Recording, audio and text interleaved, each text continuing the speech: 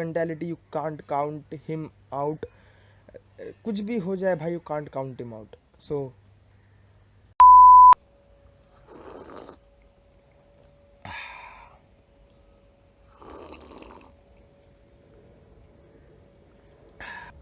Welcome to the video of Indian football talk, जहाँ पर आज हम बात करने वाले हैं Manchester United versus Arsenal match के बारे में, जहाँ मैनचेस्टर यूनाइटेड ने अच्छे से आर्सेनल को पेल के अपनी जीत हासिल की।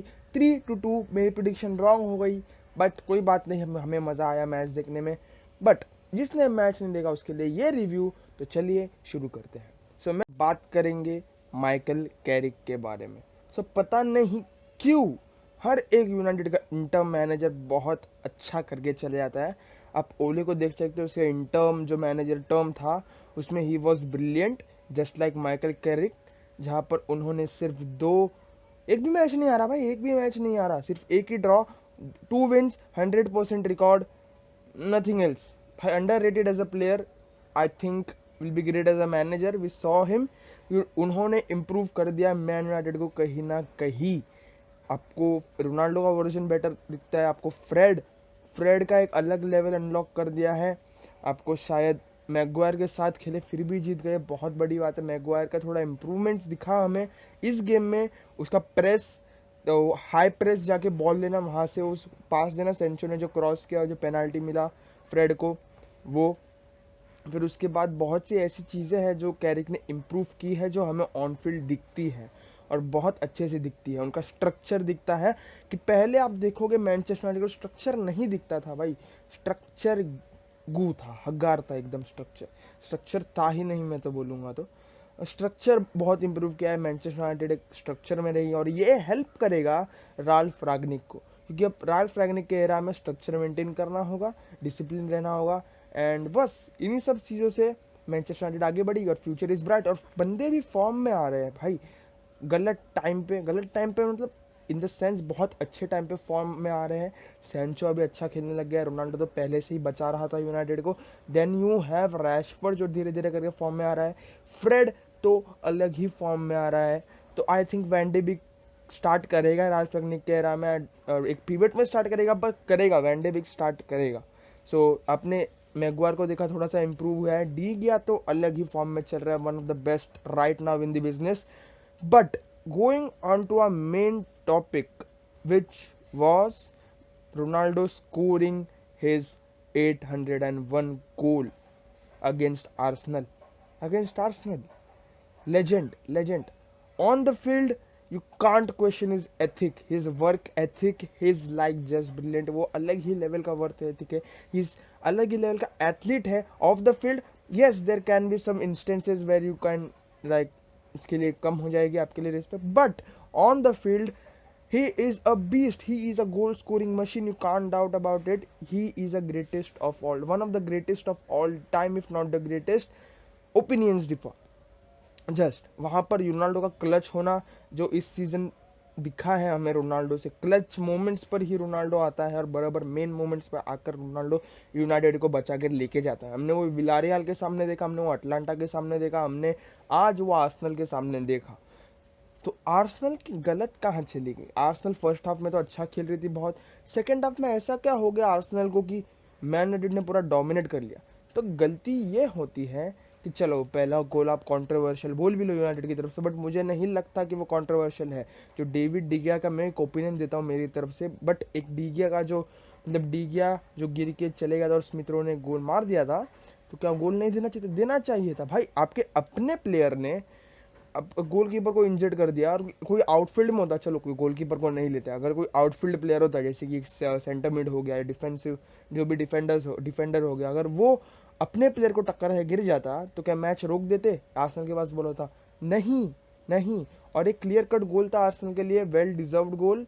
उन्होंने गलती का मौका उठाया and they capitalised on it and there was a lead.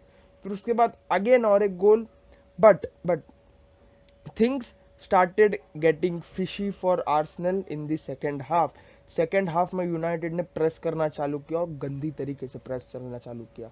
वो रिलेंटलेस प्रेस बोलते हैं, यस दैट क्या वो गेगन प्रेस, यस दैट ओनली, कुछ वैसे ही प्रेस करने लगी यूनाइटेड, यूनाइटेड के पास बॉल आते रहा, यूनाइटेड क्रॉस करते रहा, और and I want to see Sancho more. भाई Sancho is fucking great. I don't know why I'm saying this, because he is great. He would be one of the greatest if he continues this, if अगर उसका improvement ऐसा ही चलता रहा.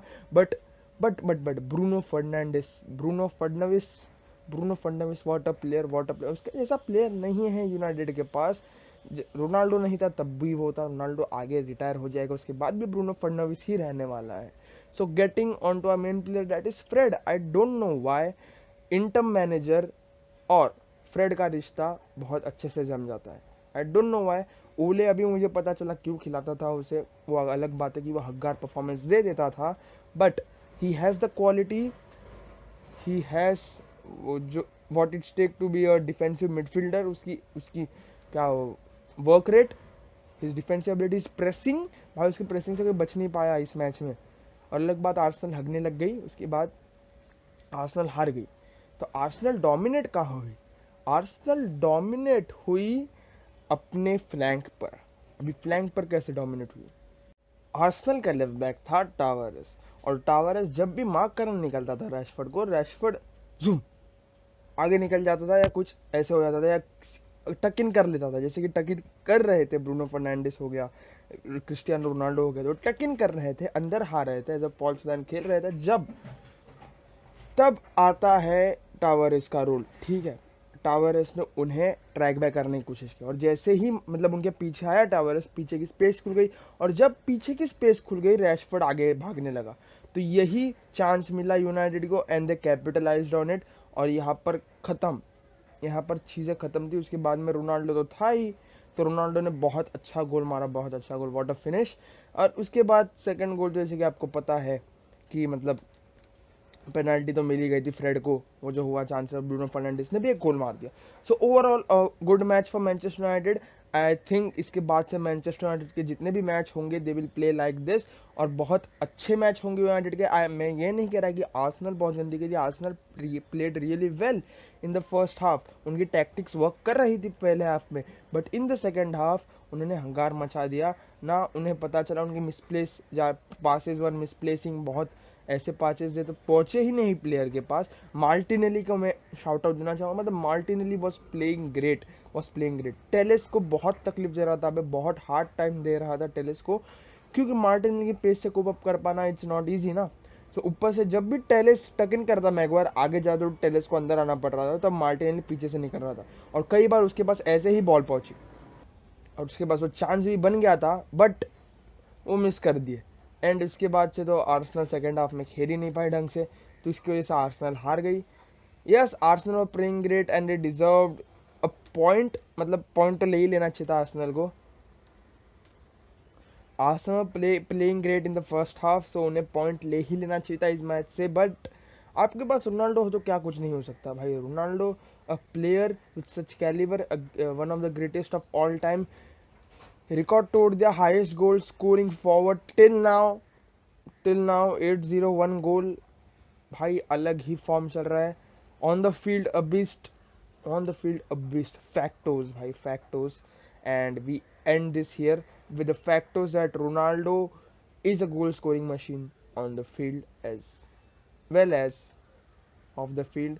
If you know, you know. So चलिए इधर ख़त्म करते हैं, यहाँ पर एंड करते हैं. सो अगर आपको वीडियो पसंद आई है तो प्लीज़ लाइक करिए, सब्सक्राइब करिए, और देखते रहिए इनसाइड फुटबॉल टॉक्स.